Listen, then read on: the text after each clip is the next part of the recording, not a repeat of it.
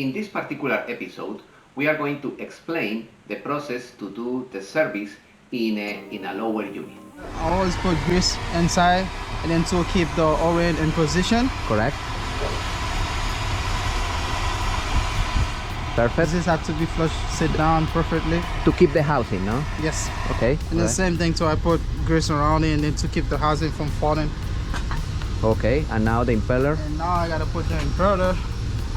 And the oil is in good condition. Yeah, it's not milky, no? Yeah, it's normal. It's normal. Yeah. If it was milky, correct. If it's milky, immediately test.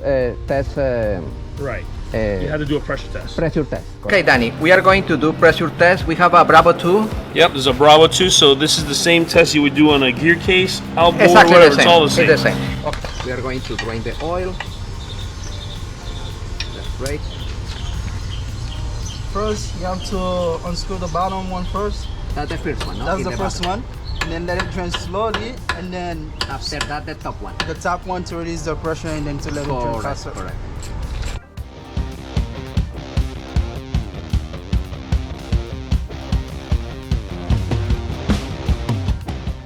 So far, it's coming out good. It's not that milky. It's not milky. It's in great condition. Great condition. Okay, first I gotta pressure on this. And we are going to check until the oil goes out through the top. It has to come out from here, clear oil. Correct. From the top. It's coming.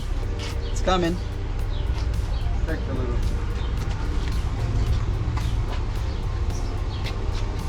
It's coming because the bottle is pressurized. It'll take a little, but it's coming. It's coming. Yeah. Yes, as you can see, it's Yeah, it's pressurized. They take some moments, no? Yes.